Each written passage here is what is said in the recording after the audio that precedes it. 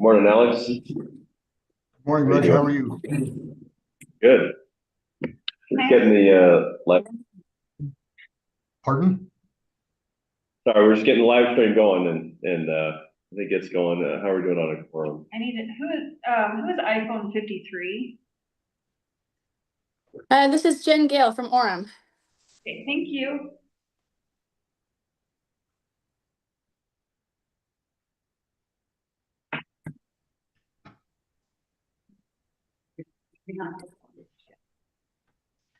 Oh, unless Mayor Hill filling in for Tim Sorensen.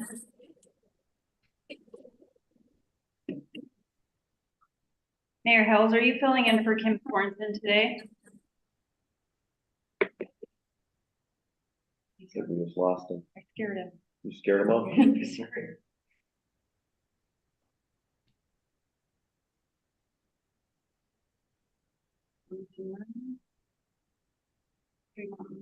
Sorry.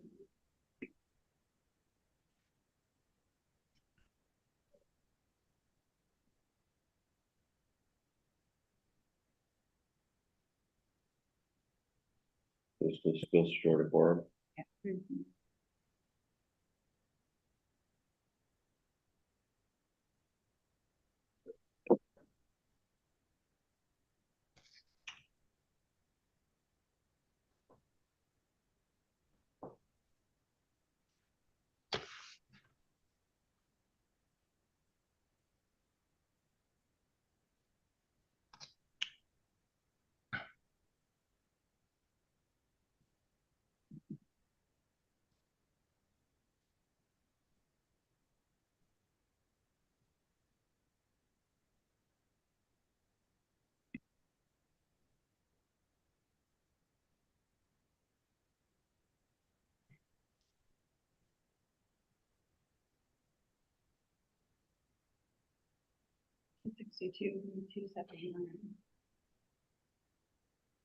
We are really close.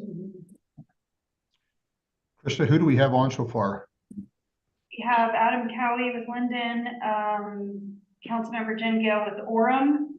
Say that again, from Orem? Councilmember Jen Gale from Orem. She is our new board member. Matt Dahl from Midvale. We have Mayor Bott from Brigham City.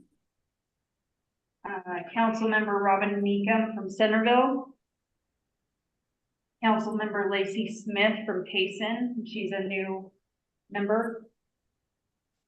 And Bob Barnhill with Perry. And Mayor Anderson with Cedar Hills. Just hard when the larger cities are the ones who are missing for getting the quorum. Well, we got Orem. That's good.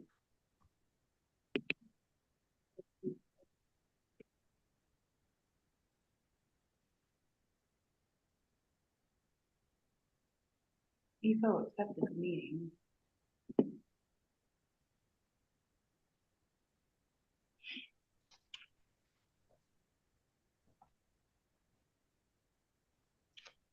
Hey, Krista, what I will do, if it's okay, is when we get to voting, where we have several new members that are voting today and attending, I'll just ask you to go through those for the votes. Okay. That'd be all right.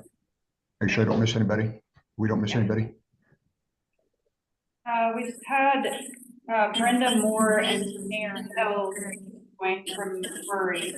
So Brenda, are you filling in for Kim today?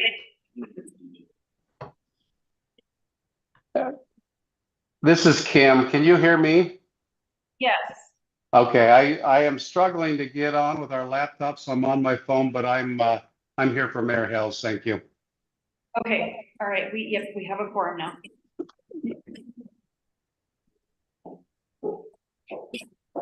Mute Mayor Hall. DJ Bot. Can you mute him? Bot. That one there is DJ. Mute him. Sorry, DJ, we're gonna mute you. I think we're getting some feedback from you. Okay. We are good. Ready? Okay, well, good morning, ladies and gentlemen. Thank you for taking time out of your schedule this morning to join us for this Utopia board meeting. Thank you to those that are new to your appointments on the board or filling in for other representatives from your city that have been on the board in the past. So thank you for your time and what you contribute to making Utopia a success. I also want to acknowledge the staff this morning and thank you for all that you do to keep this operation moving forward in a very positive way. We'll try to move through the agenda expeditiously this morning, be sensitive to your time. The first item on the agenda is approval of a set of minutes from the December 8th, 2025 meeting. Are there any suggested additions or deletions to those minutes to make sure they're accurate?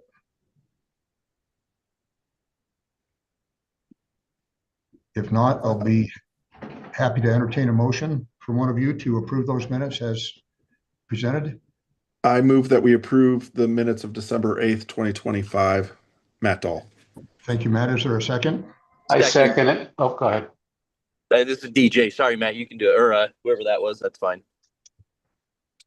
Okay, Mayor Bott, I've got you seconded. That's okay. Perfect. So a motion and second to approve the minutes of the board meeting from December 8th, 2025. All in favor, say aye. Aye. Aye. If there are any opposed, say nay. Okay, very good. Appears to be unanimous. Thank you. Next item is our yearly need to nominate a slate of members to serve on the board of directors for the organization. And so I'd be happy to entertain a motion if someone would like to propose or entertain a proposal regarding who should serve, who the board would like to serve this next year. Alex, I'd love to throw in some names here. We appreciate you being the chair of this. You've been part of this organization for a long time, and we appreciate your leadership there. So if you're willing to continue as chair, I'd like to nominate Alex Jensen as continued chair. And I've been the first vice chair. I'm happy to continue doing that. I would like to nominate Matt Dahl as the second vice chair. From Midvale, Ifo Pili as the third vice chair from West Valley City, and Mayor Bott from Brigham City as the fourth vice chair. And these are all individuals that have been on the board for a little while and I think bring some experience to our organization. So. Okay, thank you, Adam. Is there a second? I'll second that. Matt Dahl. Okay, thank you, Matt. Are there any, pardon, did someone speak that I missed? Okay, are there any questions or comments regarding those nominations from any members of the board?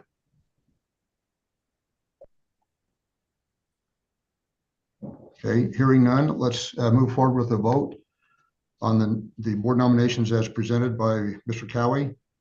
All in favor, say aye. Aye. Aye. If there are any opposed, say nay, please. Okay, thank you, Adam, for that nomination, and thank you for the support of the board members. The secret, not to editorialize, but the secret of this success is the collective effort that we all take, regardless of who's in positions of leadership at the time. The success comes from each one of us banding together and supporting the organization. So thank you to everyone. It's a privilege to serve with you, alongside you. The next item is a presentation of the financial audit for fiscal year 2025, and that'll be presented by Mr. Jason Roberts, our Chief Financial Officer, and also by our outside auditing firm. Jason? Thanks, Alex. I'll hurry and share my screen for everybody. We have finished up with our financial statement audit, and I've sent you all a copy of our financial statements for fiscal year 2025. That would be the period of July 1st, 2024 through June 30th, 2025 that we're looking at here specifically. Wanted to present some financial highlights from the audit and some things that we saw change from year over year for fiscal year 25. Our average monthly recurring subscriber revenue increased by 12.8%. That's very healthy for Utopia. That's higher than we've seen the last few years. The primary driver of that increase is we did do a fee increase to our customers for residential services that are provided through service providers. And that increase for us shows up on this line. Additionally, we do have some revenue growth coming from some of our partnerships, specifically through our Bountiful partnership. We saw revenue growth go. It's starting to increase fairly quickly, and the number of customers are increasing at a good rate, and we're seeing that come through on the revenue line also. Average monthly recurring network operations revenue increased by 9.7%. This is fees that come from UIA to Utopia for the growth in customers seen through UIA's efforts. And that number is very consistent with the increase in number of net customers for UIA that we're seeing there. So that's also increased from 960,000 to about 1,060,000 per month for Utopia. So that's good growth. Consulting and construction contract revenue, that decreased by 0.3%. That number is it's not 100%. There is some consulting we still do we have relationships with Yellowstone Fiber up in Bozeman and also Idaho Falls Fiber in Idaho Falls. We do get some fees in that, but the vast majority of those numbers is the construction of the Bountiful project, and it's 100% of the construction costs that went in there. And so that number's high in 2024, high in 2025. We're about to see that drop off a cliff in fiscal year 2026. What we're going to still see come through there, connections in Bountiful, the cost of connections, but that's about all that's going to be coming through in fiscal year 2026. It is largely also offset by the cost of constructing the network in Bountiful. So net, it doesn't end up being that much. We do have a margin on it, but it's not. Most of it is offset by cost. The number of subscribers on the UIA/Utopia network increased by 10%. It went from 56,700 to 62,300, roughly 400. So we saw good growth of subscribers just on the UIA Utopia network. This does not include any network partnerships we have where the network's owned by the other entity, and that would be Bountiful, Idaho Falls, and Yellowstone Fiber. So sometimes when Roger shows his numbers, you'll notice they're higher than the 62,000 I show here for the year end 2025. The reason they're higher is because he's including those 3 projects in his numbers. Operating revenue. If you look at total operating revenue, increased by 5.4%. So we're seeing good growth in Utopia. That's better than we've seen in some prior years, and that's because of some of the projects and the rate increase that we did.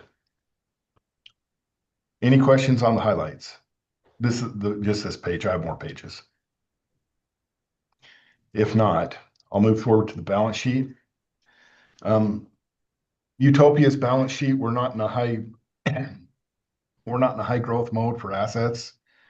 We don't have a lot of assets coming on Utopia. Most of the assets that come on the Utopia/UIA network are on the UIA side, and that's where the growth's happening. They're doing the bonding for those projects to happen and using some of their profitability for that. If you do look at liabilities, the one I want to bring up, long-term liabilities increase quickly at Utopia, and frankly, we're planning on that to continue in the future. That's primarily because when your cities pay a portion of Utopia's original debt through Utopia, we show as we owe that money to the city, and we're going to pay that back someday. So you make the payment, we make the bond payment, but it shows up on a liability on our side, and it increases how much is owed to the city. So that number is continuing to increase. We do have the original Utopia bonds in that number also, but that number is decreasing as payments are made and principal payments are made right now. And net position, it's negative and continues to become more negative every year. The reason it's becoming more negative every year is because of the payments that come from the cities for our debt being shown as something we're going to pay back in the future, and it's offset on this line. That's the offset to this. Here's our statement of revenues, expenses, and changes in net position in the private sector or in the public sector, in the private sector, excuse me, it's known as the income statement most of the time. You'll see our operating revenues continue to increase here. Operating expenses decreased. The biggest number you'll see in fiscal year 2024, there was a high increase in operating expenses. We talked about this as a board that most of this is the construction of the Bountiful Network. And you'll notice it was related. It was higher in 2024 and 25. We talked about at the end of 24, we had a cash flow issue where we'd spent more on it than we brought in, but then we brought more cash in fiscal year 2025 than we spent. So you see that flip in fiscal year 2025, and we were net cash flow positive on the new Bountiful project at the end of fiscal year 2025, and we've been talking about that in our board meeting. So we did become net cash flow positive, which helps cover some of the staff time and expenses to get that network, that construction project up and going. The other significant line here is the distribution from UIA. That distribution from UIA is being used for the payment that comes back to cities at the end of the year to offset the amount that cities give us every year to help make the bond payment on UTOPIA. So that number's gone up and down, and we're hoping as UTOPIA operations continue to get more profitable that number will go down and there'll be less of an additional transfer needed or less of a distribution needed from UIA to UTOPIA to help make those payments. Any questions on the financial update? Yeah, will you remind me, sorry, Matt Dahl, will you remind me, you were just talking about that distribution from UIA and that you were saying the hope is that UTOPIA would be able to increase to cover that and decrease the amount that's coming in from UIA. Why would we, if we could pay more out of UTOPIA, why wouldn't we keep the distribution the same and increase the amount that we could pay back to the cities? Yeah, we would like to increase the amount going to the cities too, even if we had to keep that amount the same. The issue it basically becomes a credit rating issue on the UIA side when we're looking to get more debt, and we have to really manage closely our financial ratios on that side. And the more cash that comes out of this, the more questions I get from the credit rating agencies. And so we would like to see organic growth in UTOPIA is a little better that way when we look at it. So it's not the biggest deal that we have it, but it's something we need to monitor. And I would personally prefer to see more of it come from UTOPIA profits. Thank you. Any other questions? If not, I will turn the time over to our auditors to give their update on the audit. And that's Ben Bailey from Keddington and Christensen. He's been our auditor since I've got here, and they do a very good job going through our stuff, and he'll give you an update on what he's found. Okay, thanks, Jason. And as far as the audit goes, the audit was pretty smooth, pretty clean. We didn't have any audit entries, so there weren't really any issues that we had, but we just got to go through what's required to report to you as governance. Because as a governance, we view you as responsible for the financial reporting process. And just a reminder to let you know that an audit doesn't relieve you of that. So in the financial statements, it's on page 1, our opinion. And so we designed our audit to obtain reasonable rather than absolute assurance about whether the financial statements are free of material misstatement, which we did. The financial statements present fairly in all material respects. I think it's the first paragraph of the opinion. And then the other things we do is we look at the internal controls, not for the purpose of providing an opinion, but just to help us plan our audits and also to provide any recommendations. But we didn't find any issues with the controls. We looked at the financial close, cash disbursements, cash receipts, and payroll, and didn't have any issues. And then the last report that we provide is for state compliance, just looking at various laws and compliance with those. And again, it's not for the purpose of expressing an opinion, just what we report to the state auditor, and we didn't find any issues with state compliance. So all three opinions clean, no findings. And then just about the financial statements, the significant accounting policies and management estimates are found in note 1. And Utopia has a reliable accounting system that produces reliable information and sound accounting policies that haven't changed during the fiscal year. And the disclosures are neutral, consistent, and clear. As far as the audit goes, we didn't run into any issues with Jason or his staff. They're always great to work with, always provide us what we need. And like I said, there were no audit entries, which is kind of unusual, but awesome also. So we didn't have any issues. I guess, are there any questions for me on that? Any questions of the board for Ben? Okay, thank you, Ben, for the relationship we've had through the years and for your firm's done an excellent job performing our audit each year. So thank you. You bet. Thank you. Appreciate it. Jason, do you have anything else to add regarding the audit or the financial? No, that's my presentation. That's my presentation as far as the audit goes. Okay, again, I'll ask again, are there any questions or concerns or thoughts from any member of the board regarding the financial audit and presentation? Alex, this is Ifo. Just a question Yes, for Ifo. Ben. Just how long have our auditors been our auditors for Utopia? Oh, I want to say it was before I started with the firm. I know that. And I started in 2015. Okay. Okay. And I Thank can you. speak to that a little bit, Ifo. We have had different partners. The current partner that's on the engagement, we've looked at this. I'm not sure. I think he might have been here 4 years, Ben. Does that sound about right for this partner? I think so. 4 or 5, yeah. 4 or 5. And we did go out to bid for auditors 3 years ago. I'm thinking 3 years ago, might have been 2 to 4, let's say. And we had a committee with the finance officials from West Valley, Layton, and Orem, and me, and we went through and did a grading criteria, and we picked new auditors, and we're in the middle of a contract that goes, I think it's a 5-year contract, might have been 6, something like that. Okay. Thank you. Okay, very good. Let's move forward. The next item on the agenda is, Jason, I think you're going to cover this as well. It's a statement regarding ethical behavior. Yes. I'm just giving everybody on the board a heads up. As you know, we do the fraud risk assessment every year. And last year, when we presented the fraud risk assessment, which I believe was just our previous board meeting, for the first time, we had been in the lowest category of fraud risk per the fraud risk assessment that's issued by the state auditor's office.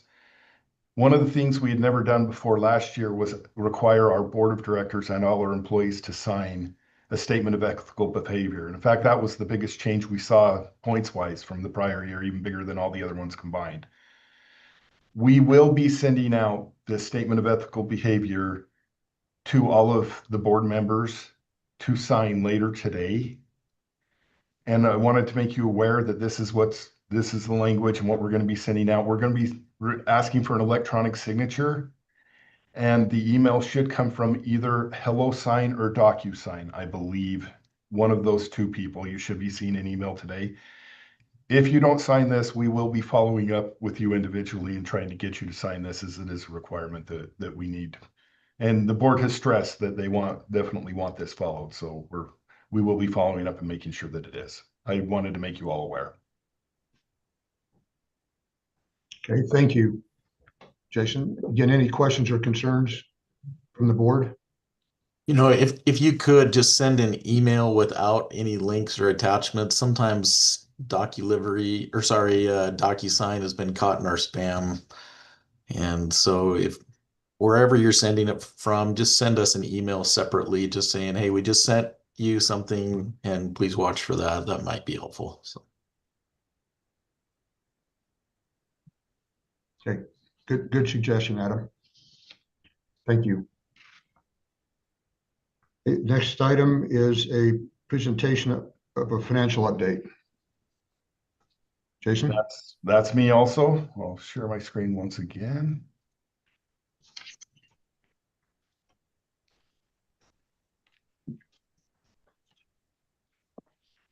Here's our financial update when looking at December 30th, 2025 data.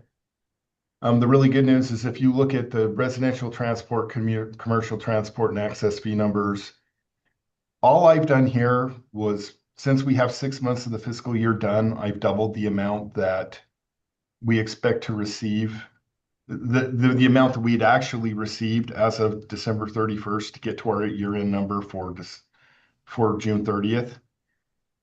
And it shows that we're already on pace to be over budget on revenues for bandwidth and commercial transport. The 265,000 it's showing we're going to be under for residential transport, I actually project we'll be over on this also. I'm not sure how much, but this does not include any growth that's been projected for January through June 30th. So I think we'll be very close to budget or a little bit over budget on this line when we get to year end and we look at this. Network operations revenue from UIA is over budget, and it's over budget because they are adding customers at more quickly than I had budgeted. If you look at UIA and what was budgeted in UIA, part of the logic used to do the budget was we're not doing any new city build outs. And usually we get a good bump from city build outs right after they get completed. And there were basically no new cities completed in fiscal year 2025. And so I projected a decrease in the number of customers, a decrease in the number of customers brought on compared to the prior year. And we really didn't see that. We haven't been seeing that for fiscal year 2026. We've been seeing customers coming on a good clip. And we think a lot of that's due to our marketing efforts and the door-to-door campaigns that have been going on in a lot of the cities. And we've been having good success with that, sending people door to door. And it has a very good return. The cost of sending somebody door to door is paid back in a few months. And so we look at that as a very good return, and that's been helping our numbers there. If you look at our total projected expenses, we're under, if you look at payroll, marketing, and other expenses, we're under on those. The ones we're over on is professional services. And if you look at professional services, we talked about that a little bit we received a rate increase from our card processor, and we talked about it. I did look into it more at the request of the board. I figure about $150,000 of that increase is related to the increased fees. Also, I'd under projected a little bit on customer counts because we had a good end of fiscal year 2025, and I didn't get that correct in the budget. So it's about 250,000, between 250 and 270. We're projecting we're going to be over on that line for card processing fees, and that's due to rate increases and increased customer counts higher than what I had budgeted. Additionally, we have been getting some consulting work to help us a little bit with sales and trying to bring on some new cities and stuff like that. So that's also in that number. Network operating expense, we're projecting to be 1.9 million high. I'm going to put up another slide. In fact, I'll do that right now. That talks about our repair and maintenance history and our air conditioning costs that we're seeing right now. If you look at this bottom line here, this shows historically what we've spent on our HVAC repairs and maintenance line. What we're seeing here is we've been hovering around 500,000 for 23, 24, and 25 per year. And then we're seeing a pretty steep increase in fiscal year 2026. We know that approximately 300,000, this is about a $600,000 or $700,000 increase we're projecting for the end of this year. And all I've done to project that increase is I've taken the first 6 months and what we've paid so far and times it by 2, saying that's what we'll pay the second 6 months. We think about 300,000 of this increase is due to equipment starting to wear out or we're also having a problem that we're putting on so many customers in some of our huts that the condenser units on the air conditioners that we currently have in those high volume huts need to be upgraded to higher volume. We have to buy a new air conditioner that's bigger just to keep it cool. So we do think some of this may be one time that we're looking at, but some of it's due to, we do have an aging infrastructure for air conditioners. We also think there may be some costs that have been accelerated just because we've had some good weather this year, possibly because people have been able to do more maintenance and they're easier to get to this winter than in other winters. We're seeing some of that in Utopia and other areas that don't show up on the financials, like our blue stakes cost are through the roof this first 6 months of this year, because usually they slow down significantly when there's snow on the ground, and that there's still been construction going this year through the winter. So it's been a little different there. We've seen that in a few areas. We're monitoring the air conditioning cost very closely. We're hoping it comes down and that I have a high estimate here. But that's the biggest part. That's a big part of what's caused our overages in our maintenance and repairs line. The other thing is the blue line here. If you look at the middle line is our maintenance and relocate cost. And in 2024, when we were doing our 2026 budget, we did see that this line had spiked. But we saw some one-time relocate projects in there, and we thought, well, maybe this will come back down, and we didn't increase our budget a whole ton for it. We increased it some, but probably not enough. Then 2025 came in, and we saw the cost still high. In 2026, we're projecting to be high once again on that line, and it's what we're seeing, it's relocates. And that has to do with anytime there's some costs that are reimbursable by developers, but sometimes cities make us relocate something from overhead to underground. We may see a road project where a road's widening or something like that, and we have to relocate because of the road widening where we have things, and there's costs associated with that. So when we look at repair and maintenance, we're seeing those costs continue to increase. And if that continues, and I'm projecting that at least in some degree will continue, we're probably going to need to increase the fees charged by Utopia, or I'm going to recommend we increase the fees charged by Utopia to UIA to help offset those costs that are not volume of customer related, because all of UIA's payments to Utopia are based off volume of customers or volume length of lines or something like that. And these aren't necessarily tracking with how UIA pays Utopia, what we're seeing here.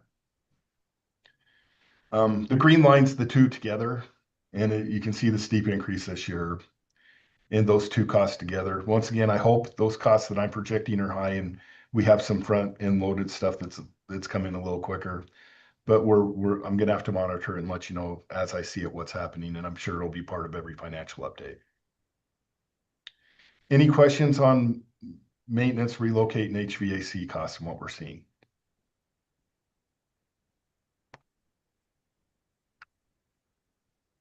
If not,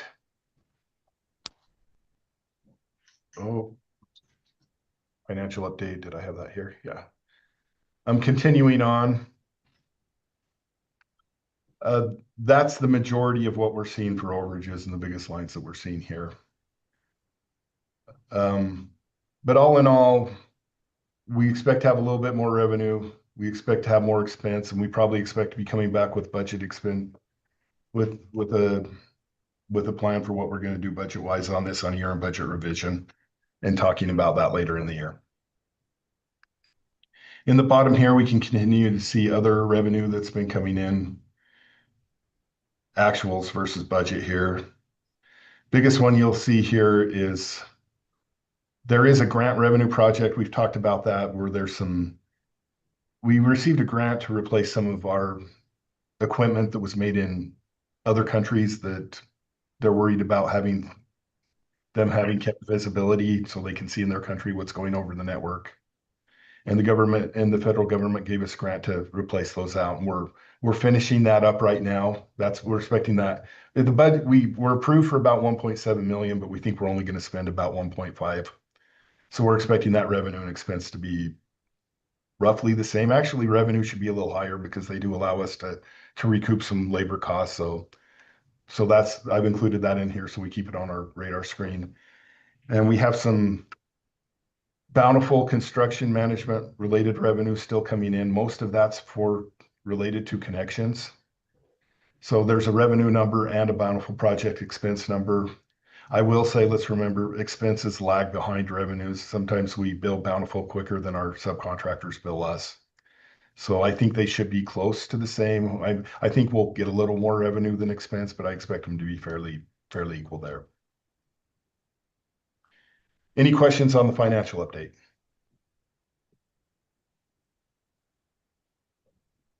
If not, I'll move forward to just look at our combined revenue numbers and, oops, did not mean to go down there. Bottom line here is Utopia. And if you'll notice, I think if you look over the last 10 years, the first 5 years stayed fairly flat at Utopia. We're now starting to see Utopia's lines finally start to increase for their own revenue. And I think that's very good. That doesn't include this line doesn't include any revenue from UIA to Utopia. It's just other revenues coming in from customers. So that's a good line to see increase. And we're seeing strong growth in UIA. And it's continuing, it's hastening our pace of growth overall. If you look at revenues for UIA and Utopia put together, and I think that's a really good thing. Our revenue numbers are looking good.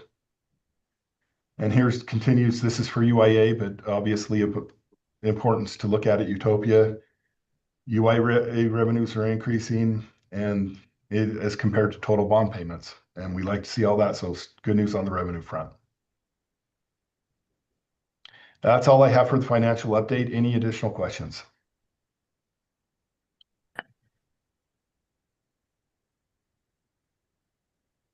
Okay, thank you, Jason. Let's move on to the next item on the agenda is a network update that Roger will provide. Roger? Thanks, Alex.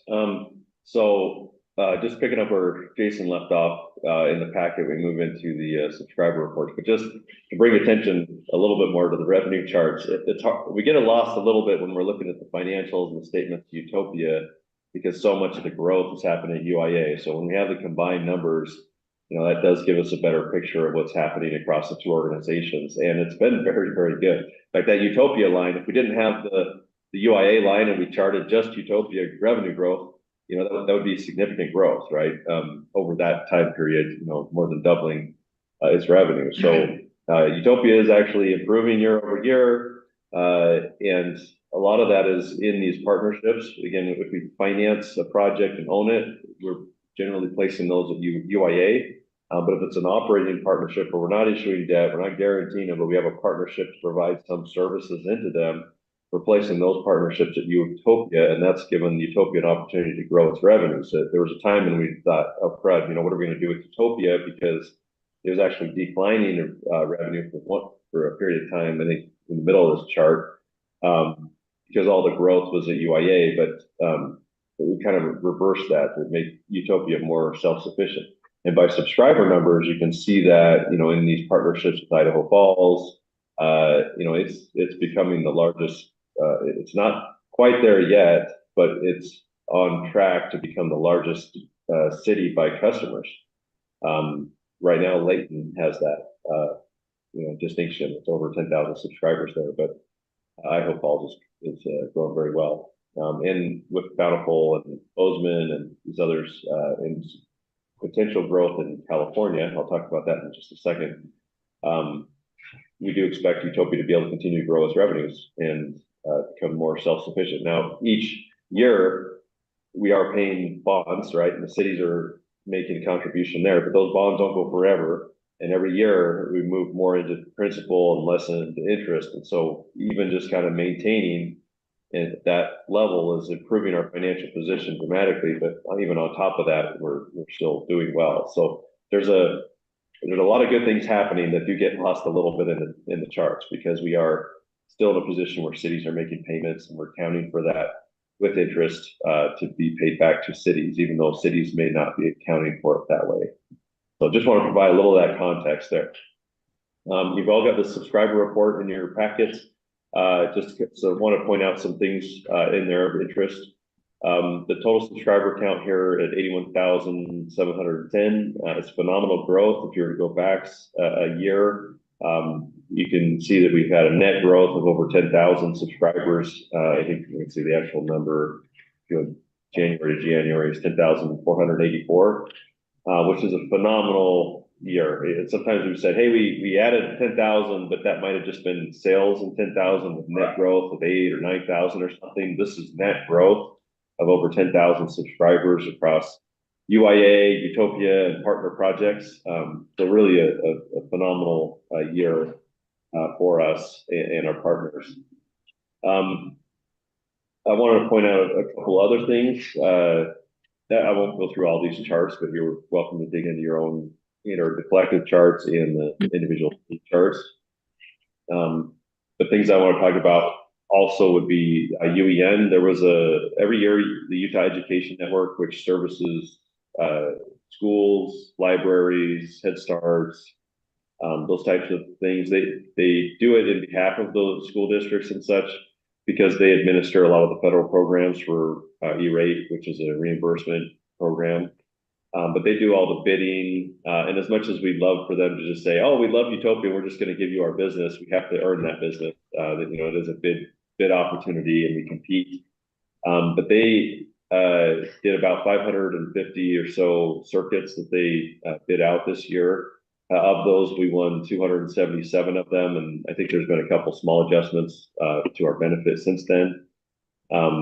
But we won more than half of the entire award, which was really amazing.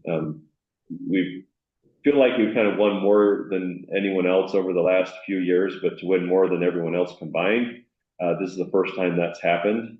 And we don't do that as a charity. We do see our schools as important anchors and partners, but we do them as revenue opportunities as well. So that's going to be a great source of revenue growth over the next year. Some of them, to be honest, are renewals, so they'll just continue as a monthly recurring with an additional 5-year obligation. But a lot of them are also new circuits, and the value of just the ones being contracted for the next 5 years is about $5 million of revenue from those, which is again a significant number for us. It helps us, and this is Utopia and UIA. There's kind of a blending of those depending on when they came on the network and where they're located. But that's a big win for Utopia. We're excited, and for us, it's great. It's new customers, new revenues, and established an important partner for us. But on the flip side, from the school's perspective, if we're winning these, it means our existence is actually saving them money. We're providing a better service at a better price. That's, putting more money back into our communities. The schools are able, hopefully freeing up some budget to invest in our students and teachers and other resources in education. So that's a very important strategic partner there, and we're very happy with that outcome. Another thing, I mentioned California. I just want to provide an update there. We say we're not partnered with California State. What we have there is a Utopia-like organization that's a joint powers authority that is 40 rural counties in California, and they've been wanting to do fiber projects for quite a bit of time. We've kind of been helping them consult with them to get some projects designed and modeled so they could go pursue funding. They have secured about $285 million of funding through grants and bond issuances.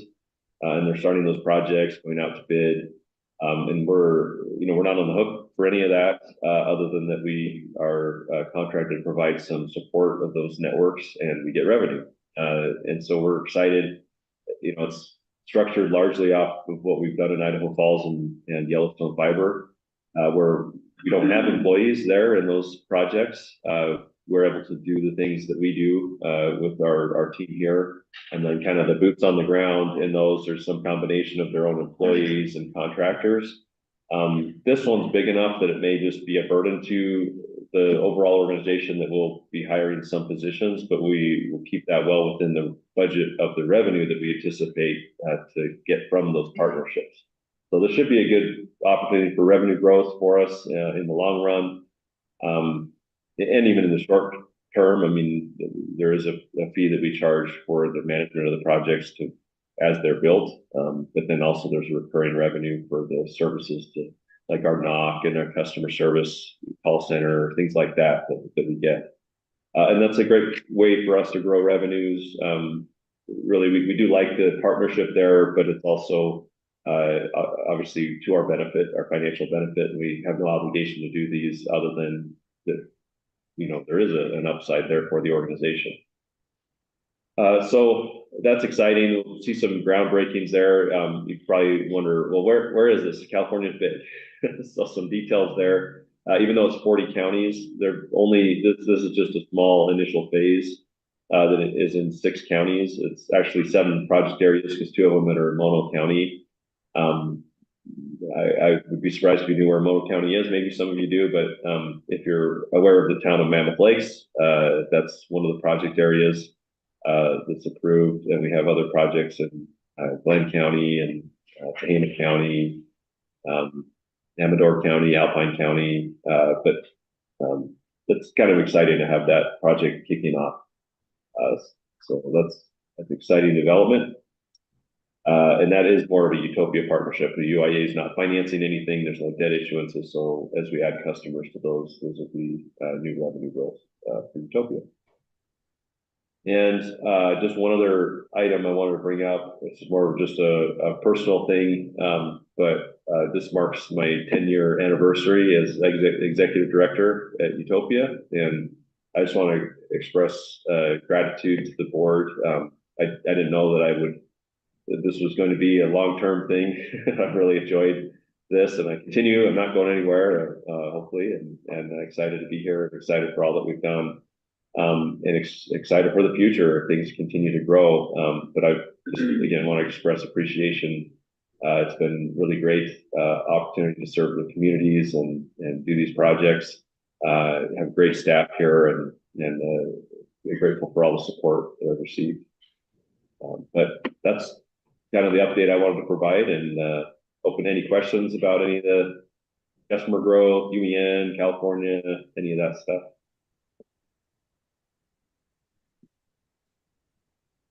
Thank you, Roger. Yeah. Any questions from the board?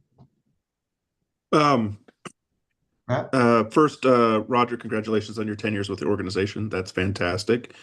Yeah, I should clarify, 10 years as executive director. I did have some years before as CTO, but sorry, 10 years as executive director. 15 years, total. The question I had is, this isn't exactly anything you covered, but is there anything you could talk about with regards to legislation that may be impacting us? Yeah, there is a bill that's out there. It's one that we saw previously to limit cities' ability to impose a fee to pay for a system. This is the sort of thing where I think generally we're in favor of cities' rights to do what they want to do and use whatever tools are at their disposal. So, I would say we're opposed generally to the idea of the legislature preventing cities from their ability to impose a fee for broadband. However, we're not actually implementing a fee to cover our debts in any of the Utopia UIA projects. So it doesn't directly harm us, but it does remove tools that cities could use in the future. So that bill is out there. It hasn't passed yet, but I don't know if it's in committee. Do you know where it sits? Right Yeah, now? I don't know today, but I can look it up for you. It's in the transportation fee bill that I'm sure all of you are very familiar with. It's in the first part of that transportation fee bill, but I can send an update. I don't know where it is right this very minute. Yeah, so nothing horribly devastating or worth, calling a major call to action or anything, but it's as there's opportunities to express opinion on it, kind of in that position. If you feel differently, I'm very open to opinions. I don't know that, I don't speak for the cities. If any of you thought, hey, maybe we just impose a fee. That's a tool that Provo City did back in the day. They said, hey, we have a bond for the fiber project. And when they did sell it or get rid of it, they said, we're just going to pay for the bond with a mandatory fee that everybody pays, whether or not they're on the system or not. I don't see us ever needing to do that. I think our trajectory to decrease or pay more and more every year of the debt obligations and eventually pay the cities back will eventually make the cities whole, and that we won't need to impose a mandatory fee. But again, that's one of those things that's just strategically, we're in favor of cities having tools at their disposal to decide when and where that's appropriate. And this does remove that ability. So we don't love that, but. This is also Representative Peterson's bill, and my understanding is this is a negotiated bill that the league negotiated over the summer. So probably want to talk to your league folks as well, if, as Roger mentioned, if we have additional conversation there. Nicole, this is Alex. What Representative Peterson? Is it Karen or is it? Karen, sir. Yep. The bill number is HB 425. And it is it received a favorable recommendation from the House Committee on the 6th. And like I said, because I understand that was a negotiated bill, I don't know who she's going to have run it in the Senate yet, but I know that, again, the league worked on it over the summer, is my understanding. This allows for the cities to be able to facilitate the transportation fee, and does also talk about your police public safety fees as well. So again, the bill number is HB 425, called Local Government Fee Amendment.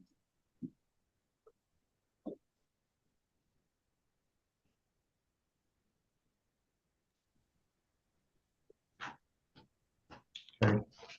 Thank you, Roger. Good question, Matt. Thank you. Any other questions, Roger or the staff, regarding the network update? Carrie? Okay, hearing none. Are there any other issues that are not on the agenda that any member of the board would like to bring forth and ask staff to look into, or just to express a concern if you have one?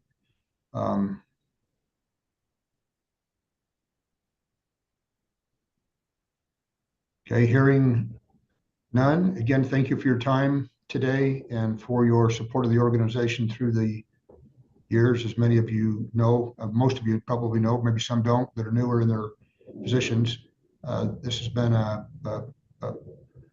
exercise for a lot of years, this standing up and ongoing operation of this organization. Years ago, we had some difficult times and we're under attack on a regular basis from all fronts, it seemed like, and there were moments that back in those days that people wondered whether this would survive, but because of the strength and stubbornness of some representatives from cities, including elected officials, we were able to push through those times, and it's been a wonderful, in my opinion at least, a wonderful result that's blessed and benefited the families and individuals of the state and businesses as well. So thank you to all of you and what you've added, especially to the staff again, for all you do day in and day out to keep this operation moving forward. So it's a privilege to rub shoulders with you in an important, worthwhile venture. So having said that, unless there's other comments, I'll entertain a motion to adjourn. This is DJ, so moved. Okay, thank you, Mayor. What is there a second? This is Efo, second. Thank you, Efo. Motion a second. All in favor to adjourn? Aye. Motion to adjourn, say aye. Aye. Aye. Thank you again. All of you be safe and have a wonderful day.